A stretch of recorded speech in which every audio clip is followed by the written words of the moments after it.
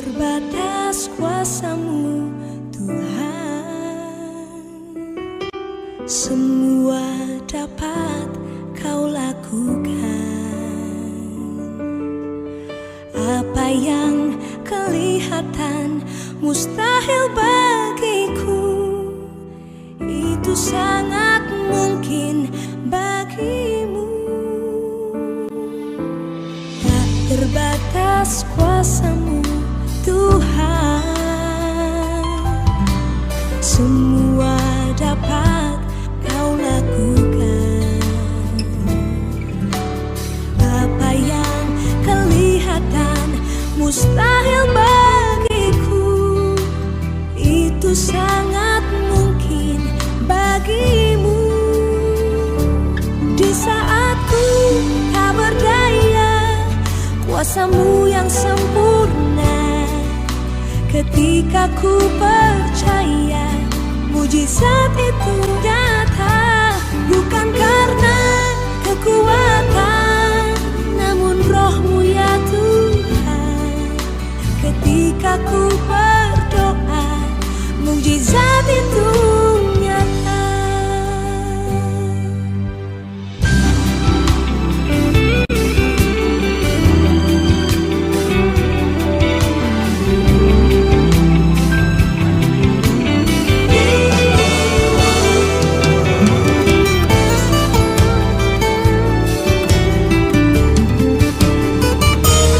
Di saat ku tak berdaya, kuasa-Mu yang sempurna. Ketika ku percaya, mujizat itu nyata. Bukan karena kekuatan, namun Roh-Mu ya Tuhan. Ketika ku berdoa, mujizat itu nyata. Ketika ku berdoa, mujizat itu nyata. Ketika ku percaya, mujizat itu nyata.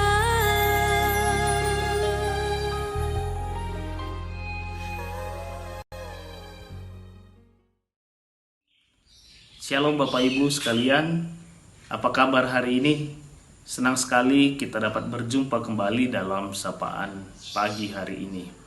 Bapak Ibu, sebelum kita mendengarkan firman Tuhan, marilah kita memohon tuntunan dari Tuhan agar firman-Nya dapat kita lakukan di dalam kehidupan kita. Mari kita bersatu di dalam doa.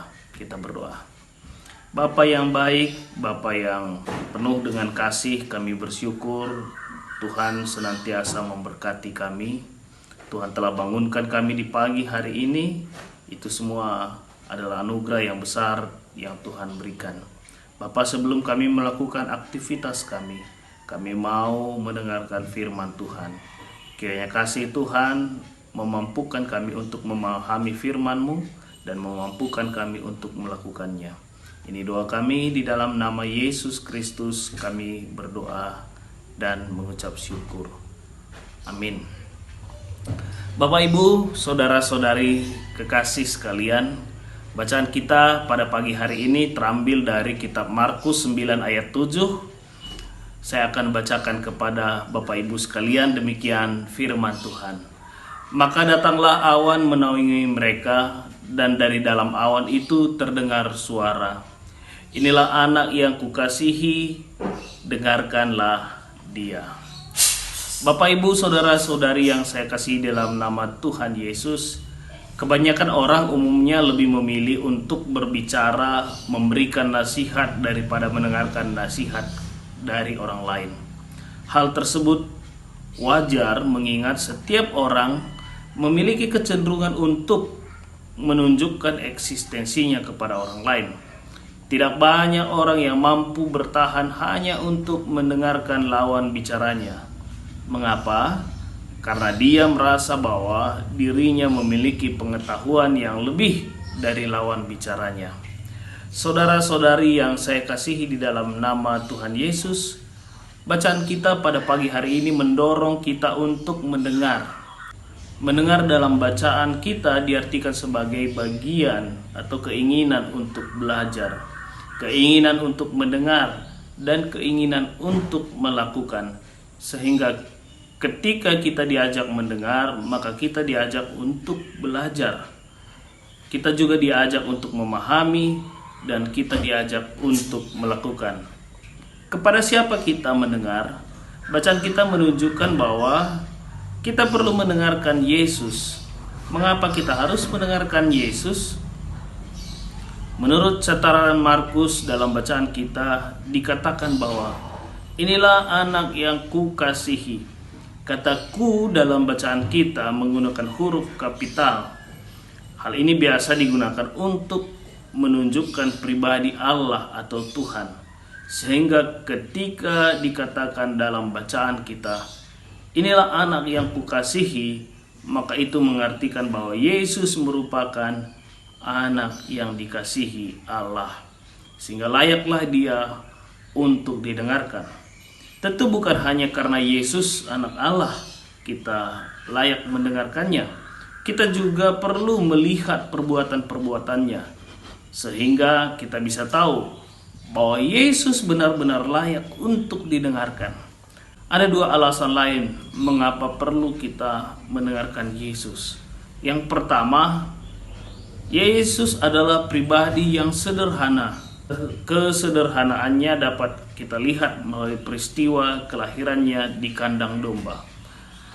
Dia yang adalah anak Allah sesungguhnya memiliki fasilitas lebih. Dia bisa memilih lahir di zaman sekarang, lahir di rumah sakit termewah, ditangani oleh dokter-dokter terbaik di dunia. Namun itu tidak dilakukannya. Dia lebih memilih untuk lahir di kandang domba agar seluruh manusia layak menerimanya. Inilah wujud dari kesederhanaannya. Yang kedua, dia memiliki kasih yang besar. Tidak banyak orang yang mau mengorbankan nyawanya untuk orang lain. Apalagi pengorbanan tersebut diberikan kepada orang yang tidak dikenal, orang yang melakukan kesalahan. Namun Yesus melakukannya.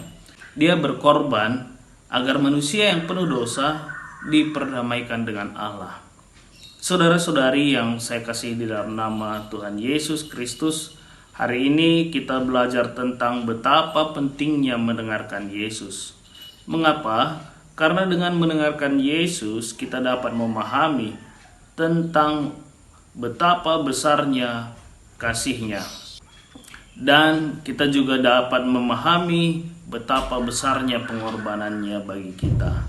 Dengan demikian kita dapat belajar cara untuk mengasihi sesama manusia dan menerjemahkannya di dalam kehidupan kita sehari-hari, sehingga banyak orang merasakan kasih Allah melalui kehadiran kita. Kiranya Allah memampukan kita menjadi pendengar-pendengar firman-Nya, sehingga Allah senantiasa dipermuliakan melalui kehadiran kita. Mari kita bersatu di dalam doa. Kita berdoa. Allah yang baik, kami bersyukur Tuhan telah memberkati kami melalui firman-Mu. Hari ini kami belajar tentang bagaimana kami harus menjadi anak Tuhan yang mau mendengarkan firman-Mu. Ajar kami Tuhan untuk setia mendengarkan firman-Mu. Ajar kami untuk melakukan firman-Mu, sehingga melalui pendengaran tersebut kami melihat kemuliaan Tuhan, kasih Tuhan, kebesaran Tuhan bagi kami anak-anak-Mu. Sehingga kami juga belajar untuk melakukannya dalam kehidupan kami, agar orang-orang yang ada di sekitar kami merasakan kasih Tuhan melalui kehadiran kami. Bapa, hari ini kami berdoa khusus buat Runggun Samarinda. Kami bersyukur hingga saat ini Tuhan boleh hadir menemani anak-anak Tuhan yang ada di Runggun Samarinda.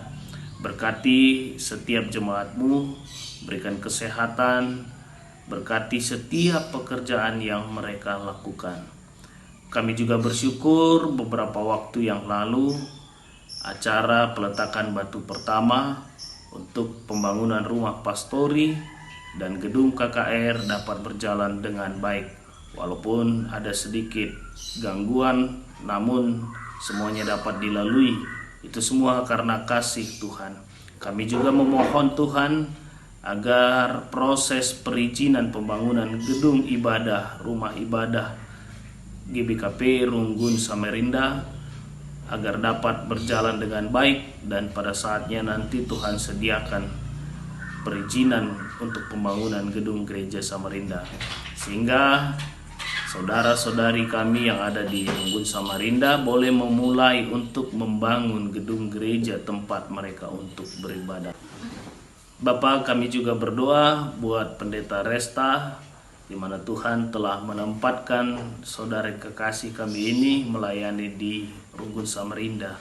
Berkati dia di dalam pelayanannya, berkati Nora dan anak-anak yang setia senantiasa mendampingi dia.